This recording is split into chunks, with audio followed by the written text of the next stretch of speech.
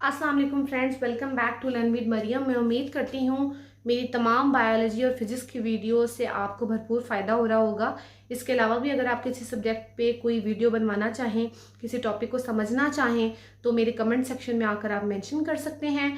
Video को completely and तक ज़रूर देखा करें। आप तमाम व्यूअर्स से गुजारिश करती हूँ कि मेरे चैनल को सब्सक्राइब करें और ज़्यादा से ज़्यादा लोगों के साथ शेयर करें, इसको लाइक करें ताकि ज़्यादा से ज़्यादा बच्चों का फ़ायदा हो सके और साइंस के किसी टॉपिक में उनको मुश्किल ना पेश आ सके।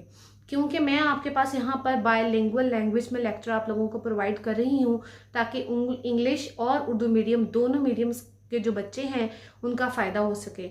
आई नो डैट आपके मीडिया पर बहुत सारे और भी लेक्चर्स अवेलेबल हैं, पर मैं अपनी एक कोशिश लेकर आई हूँ। उम्मीद करती हूँ आप इस कोशिश को ज़रूर सपोर्ट करेंगे और अगली नस्ल तक इसे ज़रूर मुंतकिल करेंगे ताकि ज़्यादा से ज़्यादा बच्चों का फ़ायदा हो सके।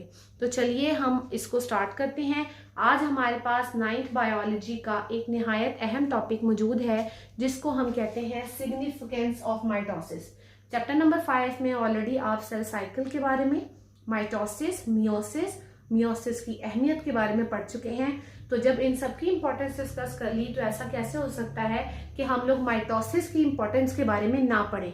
माइटोसिस आपके पास एक ऐसा अमल है, एक ऐसा प्रोसेस है सेल डिवीजन का, सेल की तकसीम का, इन विच जिसमें क्रोमोसोम सेल डिवाइड इनटू 2, एक सेल से तकसीम होकर आपके पास सेल्स बनती हैं 2, और शर्त यह है कि जितने नंबर ऑफ क्रोमोसोम इस पेरेंट सेल में होते हैं उतने ही नंबर ऑफ क्रोमोसोम जो इसके डॉटर सेल्स हैं, जो ऑफस्प्रिंग है, उनके अंदर मौजूद है। जैसे कि अगर हम इंसान हैं, हमारी बॉडी सेल में 46 क्रोमोसोम हैं, तो अगली नस्ल में भी जो सेल्स बनेंगे उनमें भी 46 क्रोमोसोम हो। तो उसके लिए सेल को करना ये होगा कि इन 46 क्रोमोसोम्स की एक कॉपी तैयार करनी होगी। अब ये तो ऑलरेडी 46 है, अब ये भी 46 तैयार हो गए। अब वो सेल्स को तकसीम करेगा और एक में ये वाला 46 किया और एक में ये वाला 46 किया, और 2 क्रोमोसोम्स के जो सेल्स हैं आपके पास, equal number of chromosome cell के, वो आपके पास जनरेट हो गए। तो माइटोसिस की अहमियत का सबसे अहम असूल तो सबसे पहले यही है कि एक तो कंपोजिशन यानी एक सेल में जो जो कुछ है वो, और दूसरा उसके अंदर जो क्रोमोसोम की तादाद है वो मेंटेन रहे अपने हर सेल में। अगर एक सेल से तकरीबन 100 सेल भी बने हैं ना, तो उन 100 सेल्स की कंपोजिशन और उन 100 के 100 सेल्स में क्रोमोसोम की जो तादाद है वो सेम रहनी चाहिए। ये है आपके पास माइटोसिस की अहमियत कि बिल्कुल ठीक काम रहना चाहिए। अब माइटोसिस की अहमियत हमें अपनी डेली लाइफ में होने वाले कुछ प्रोसेस हैं उनके अंदर नजर आती है। तो कुछ अहमियत मैं आपके पास आज यहाँ पर डिस्कस करने लगी हूँ, जिसमें सबसे पहला जो पॉइंट आता है वो है डेवलपमेंट एंड ग्रोथ। आपके पास एक इंसान, एक फीमेल जब प्रेग्नेंट होती है तो उसके अंदर आपके पास जो गैमीट है, बेसिकली जो जाइगोट है, उसमें क्या है कि देखिए 23 क्रोमोसोम्स या एक स्पर्म सेल जो है आता है मेल से और एक एग सेल है आपके पास फीमेल से, आपके पास कंबाइन हुए और मिलके बना एक जाइगोट। वो जो जाइगोट है उसमें एन यानी हाफ नंबर ऑफ क्रोमोसोम 23 आया मेल से, और दूसरा एन जो है हाफ नंबर ऑफ क्रोमोसोम आया फीमेल से, एग सेल से। दोनों मिले और ये 46 वाला आपके पास जो एक पूरा जाइगोट है ये बना। अब जाइगोट जो है वो तो आपके पास है एक सिंगल सेल। अब एक सेल से बनेंगे 2, 2 से बनेंगे 4, 4 से बनेंगे 8, 16, और ये सेल्स का इतना ढेर सारा मैस बन जाएगा कि लेटर ऑन फिर इसमें डिवीजन होगी कि ये वाले सेल जो है उस ऑर्गेनिज्म का, उस बच्चे का सर बनाएंगे, ये वाले सेल्स उसकी आईज बनाएंगे, ये नोज बनाएंगे, ये लिप्स बनाएंगे, ईयर बनाएंगे, ये हार्ट बनाएंगे, ये हैंड बनाएंगे, फुट बनाएंगे। तो आपके पास जो इतने ढेर सारे सेल्स बने वो किस प्रोसेस के थ्रू बने हैं? माइटोसिस के थ्रू। दूसरी बात, बच्चा छोटा सा है, फिर ऐसा ऐसा ग्रोथ करता करता एक पूरा बड़ा एक ऑर्गेनिज्म बन जाता है। तो वो भी आपके पास जो ग्रोथ एक ऑर्गेनिज्म के अंदर आती है कि छोटे से बड़ा हो गया, चाहे एक पौधा छोटा था और वो बड़ा हो गया, वो भी किस प्रोसेस के थ्रू हुआ है? माइटोसिस के थ्रू हुआ है। आपके पास बॉडी का हर पार्ट ग्रो करता है, ये नहीं है कि बॉडी ग्रो कर गई हाथ उतना से रह गया, ऐसा नहीं है। तो हर चीज जो है वो साथ ग्रो करती है। तो ये भी किसकी वजह से है? माइटोसिस की वजह से। अब अगली जो इंपॉर्टेंस हमारे पास इसकी आती है वो सेकंड नेम है आपके पास सेल रिप्लेसमेंट का। रिप्लेसमेंट आप सब जानते हैं, जैसे किसी की प्लेसमेंट होती है किसी की जगह, रिप्लेसमेंट जैसे उसकी जगह पे कोई और चीज आ जाए। तो आइए देखते हैं कि सेल रिप्लेसमेंट में माइटोसिस की अहमियत किस तरह से जरूरी है। तो अब होता क्या है कि आपके पास आपके माउथ के अंदर और आपकी जो डाइजेस्टिव ट्रैक है ये एसोफेगस जा रही है, यहाँ से अंदर आपका स्टमक है, इंटेस्टाइन्स है, इसमें जब फूड गुजर के जाती है तो जो आपके पास ओपनिंग है ना एसोफेगस की, ये बहुत तंग होती है। तो जब फूड इसमें से गुजर के जाती है, इसमें से पास होती है, तो अपने साथ बहुत सारे सेल्स को भी साथ ही निगल के ले जाती है, क्योंकि हम तो खाना निगल रहे हैं तो वो खाने को भी साथ ही निगल के ले जाती है। अब जब सेल्स भी इसके साथ चले गए तो कॉन्टिन्यूसली इस बॉडी ने मैकेनिज्म रखा हुआ है कि वो जो सेल्स वहां से चले गए हैं उन सेल्स की जगह न्यू सेल्स वहां पे फौरन से बनने लग जाते हैं, रिप्लेस कर देते हैं, न्यू सेल्स आ जाते हैं। और वो न्यू सेल्स भी आपके पास आते हैं माइटोसिस के प्रोसेस के थ्रू से। और इसी तरह से आपके हमारे खून में हर 4 महीने बाद रेड ब्लड सेल्स के जो रेड ब्लड सेल्स हैं लाल खुलिए, हर सेल की उम्र होती है 4 महीने। तो 4 महीने तक सेल आपके पास जिंदा रहता है, उसके बाद उसकी डेथ हो जाती है। तो हर 4 महीने बाद डेली कितने सारे सेल्स ऐसे होते होंगे जिनकी 4 महीने की मियाद पूरी हो रही है, वो डिस्ट्रॉय होते हैं और उनकी जगह न्यू रेड ब्लड सेल्स जो है वो आपके पास पैदा हो रहे होते हैं। तो वो न्यू रेड ब्लड सेल्स का बनना भी किस प्रोसेस का आपके पास नतीजा है, वो प्रोसेस है आपके पास माइटोसिस। तो चलिए थर्ड सिग्निफिकेंस की तरफ चलती हैं, जिसको कहा जाता है सेल रीजेनरेशन, के सेल्स अपनी बॉडी का कोई भी पार्ट है सेल अपने आप को दोबारा बना सके। ये काम आपको जैसे लिजर्ड है उसकी अगर टेल अलग हो जाए तो वो टेल वहां पे दोबारा से जनरेट हो जाती है, लेकिन टेल से आगे पूरा ऑर्गेनिज्म जनरेट नहीं होता। वो क्यों नहीं होता, ये एक सेपरेट टॉक है। लेकिन अगर टेल सेपरेट होगी है, लिजर्ड पूरी सलामत है, जिंदा है, तो उसकी बॉडी के एंड पर टेल दोबारा बन सकती है। फिर अगर यहाँ से हमारे कट लग जाता है तो यहाँ पे न्यू सेल्स कुछ दिन लगेंगे जख्म भरने में, लेकिन न्यू सेल्स जो है यहाँ पर भर देंगे। अब ये हैंड है, यहाँ पे देखें ये स्किन टेक्सचर और तरह का है, ये स्किन टेक्सचर और तरह का है। यहाँ पे जब डैमेज आएगा, यहाँ पे जब सेल्स बनेंगे तो वो इस तरह के ही सेल्स बनेंगे। ये नहीं होगा कि यहाँ पे इस तरह के सेल्स बन देंगे, या यहाँ पे आंखों की तरह के सेल्स बन देंगे, या यहाँ पे कानों की तरह के सेल्स बन देंगे। हर सेल का अपना काम है। आपके पास आइज के सेल्स का काम देखना है, कानों के सेल्स का काम सुनना है, हर जगह का अपना एक स्ट्रक्चर है, अपना एक फंक्शन है। तो सेल जो है वो रीजनरेट होते हैं। स्टारफिश के अगर आप 5 पार्ट्स को अलहदा भी कर दे तो वो अपने हर पार्ट से एक नई स्टारफिश को जनरेट कर सकती है। प्लेनेरिया है, वो उसके जिस्म के अगर 3 हिस्से कर दिए जाएं तो वो तीनों हिस्से अपने बाकी दोनों हिस्से बना लेते हैं।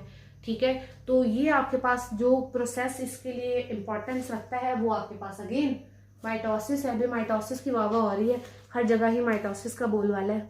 तो लास्ट इंपॉर्टेंस जो हमारे पास आती है वो है एसेक्सुअल रिप्रोडक्शन। तो चलिए इसके बारे में जानते हैं। अब कुछ ऑर्गेनिजम्स क्या करते हैं, अपने सेल्स की एसेक्सुअल रिप्रोडक्शन करते हैं और एसेक्सुअल रिप्रोडक्शन से अपने ही जैसे ऑर्गेनिज्म को पैदा करते हैं। और वो पैदा कर किस प्रोसेस के जरिए से रहे हैं, माइटोसिस के जरिए।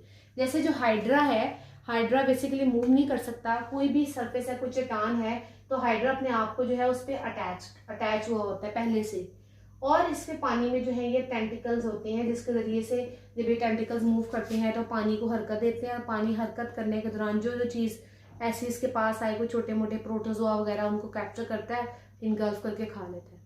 अब इसने अगर अपने ही जैसे ऑर्गेनिज्म को पैदा करना हो तो सबसे पहले क्या होता है, इसकी बॉडी पर कहीं पर भी माइटोसिस के जरिए से सबसे पहले एक उभार बनता है।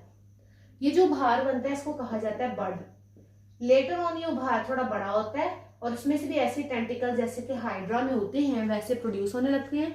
और बाद में यहाँ से एक कट लगता है और ये हाइड्रा यहाँ से जो है वो सेपरेट हो जाता है, जिसमें इस तरह से टेंटिकल्स हैं। ये पानी में मूव करेगा और जो भी सॉलिड स्पॉट, कोई भी सख्त जगह जो कि इसके कांटेक्ट में आएगी, वहां जाके अपने आप को अटैच कर लेता है। और ये भी बिल्कुल वैसे ही जिंदगी गुजारेगा जैसे कि ये पेरेंट ऑर्गेनिज्म गुजार रहा था। तो ये इसने कोई गैमीट्स नहीं बनाए, इसने कोई मेल सेल नहीं बनाए, फीमेल सेल्स नहीं बनाए, अपनी ही जैसी ये कॉपी पैदा की है एसेक्सुअल रिप्रोडक्शन से। सेक्सुअल रिप्रोडक्शन इन्वॉल्व नहीं है, लेकिन उसने जो प्रोसेस यहाँ पे फॉलो किया है वो प्रोसेस है माइटोसिस। इसी तरह से पौधों के अंदर भी एक प्रोसेस होता है जिसको आप कहते हैं वेजिटेटिव प्रोपगेशन। आप अच्छे तरीके से जानते हैं कि फूल पौधे का वो हिस्सा है जो कि सेक्सुअल रिप्रोडक्शन में हिस्सा लेता है, जिससे मेन बीज बनता है। तो अगर फूल के अलावा उसका कोई स्टेम, उसका कोई पत्ता, उसकी कोई जड़ अगली नस्ल पैदा करने में, अपने जैसा पौधा पैदा करने में हिस्सा ले तो वो वेजिटेटिव प्रोपगेशन कहलाती है। जैसे गुलाब का पौधा, उसकी अगर कलमें काट दी जाए, स्टेम्स काट दी जाए, उनको जमीन में लगाएं तो नए पौधे उगाते हैं। गन्ने में भी इसी तरह से होता है। पुदीना भी इसी तरह से करता है कि आपके पास यहाँ पे मिट्टी है और सॉइल से बाहर आपके पास ये पुदीने के पत्ते जो है वो लगे हुए हैं, ये उसकी रूट्स हैं। तो ये क्या करती हैं, जेरे जमीनी रूट्स ही थोड़ा सा ग्रो करती हैं आगे की तरफ और वहां से फिर उनमें से रूट्स निकलती हैं और फिर एक नई स्टेम। फिर यहीं से थोड़ा सा ग्रो किया, फिर यहाँ से फिर रूट्स निकली और फिर ऊपर की तरफ, और वो थोड़ी सी जगह में आपने पुदीना लगाया, वो पूरी फील्ड जो आपकी होती है वो भर जाती है इसी माइटोसिस के प्रोसेस के जरिए से, कि जैसे वो खुद होती है वैसे आगे से बेबी प्लांट्स को जो है प्रोड्यूस करती है। अब जिस तरह से मियोसिस में कुछ गलतियां हो सकती थी, उसकी अहमियत के साथ साथ, उसकी अच्छाइयों के साथ साथ, उसी तरह से माइटोसिस में भी कुछ गलतियां हो सकती हैं। और माइटोसिस में क्या गलतियां हो सकती हैं, आइए उन्हें भी देखते हैं कि माइटोसिस में एरर्स कौन कौन सी हैं। तो चलिए इसे देखते हैं जी। एरर्स इन माइटोसिस आपके पास बेसिकली कहलाते हैं कि माइटोसिस में, तो एरर्स इन माइटोसिस जब बात की जाती है तो एरर होता क्या है, माइटोसिस के एरर से मुराद है कि माइटोसिस की जो नंबर ऑफ सेल्स बन रहे हैं उसके कंट्रोल में एरर आ जाए। जाहिर बात है, अगर कहीं पे नंबर ऑफ सेल्स की जितनी जरूरत है उतने नंबर ऑफ सेल्स वहां बनेंगे, और हर सेल ने जब एक सेल से दो में चेंज होना है तो उसमें कुछ टाइम लगता है कि अभी देखिए न्यू सेल बना है, उसने ग्रो करना है, कुछ प्रोटीन्स बनाएगा, अपने तमाम ऑर्गेनेल्स की कॉपी करेगा, अपने डीएनए की भी कॉपी बनाएगा, फिर उन्हें अरेंज करेगा, फिर इसके बाद आपके पास सेल आप जो कॉपीज हैं उनको अपोजिट पोल्स की तरफ भेजेगा, दरमियान से पिंच करेगा, 2 पार्ट्स में डिवाइड होगा, तो it's take specific time. For example हम कह देते हैं कि जी 90 मिनट या 10 मिनट लग रहे हैं एक सेल को डिवाइड होने में। अब सम टाइम वो जीन्स आपके पास जो कि इस डिवीजन के प्रोसेस को कंट्रोल करती हैं, इस टाइमिंग को कंट्रोल करती हैं, और नंबर ऑफ सेल्स, जैसे अगर मैं यहाँ पे कट लगा है तो डिसाइडेड है कि यहाँ पे 100 सेल्स बनेंगे या जो है 40 सेल्स बनेंगे, तो नंबर ऑफ सेल्स को कंट्रोल कर रही हैं। सम टाइम इन जीन्स के अंदर एक प्रोसेस हो जाता है, उस प्रोसेस का नाम है म्यूटेशन।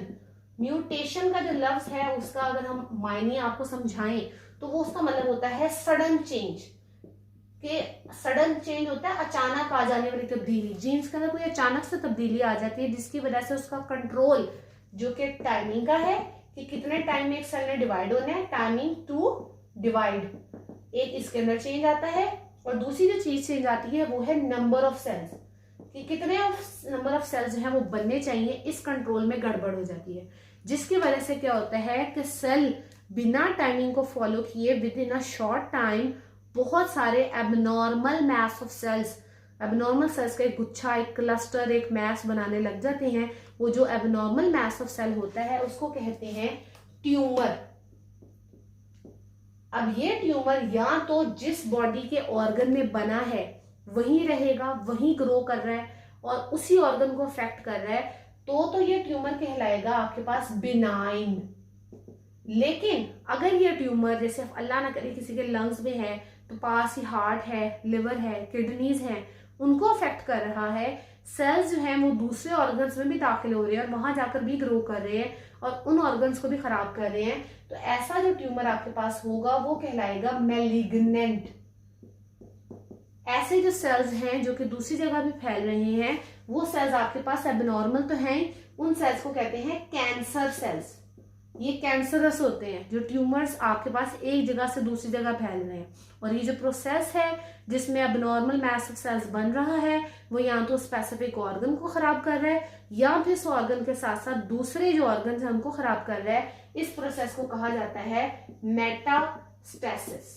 तो ये थी आपके पास माइटोसिस में होने वाली कुछ गलतियां जिसकी वजह से बहुत सारे नुकसान हो सकते हैं, कैंसर हो सकता है और बहुत सारे डिसीजेस को फरोग मिल सकता है। तो हमें इन पर कंट्रोल पाने के लिए बहुत सारी ट्रीटमेंट्स और बहुत सारी चीज़ें अवेलेबल हैं जो एक अनदर टॉक है। उम्मीद करती हूँ आज का टॉपिक आपको समझ आ गया होगा। मजीद अगर आपको किसी टॉपिक में कोई मसला हो तो मेरे चैनल पर बने रहिए, इसको लाइक और शेयर करें और दूसरे लोगों के साथ ज़्यादा से ज़्यादा इसको स्प्रेड करें। आपसे मुलाकात होगी अगली वीडियो में। Thank you so much.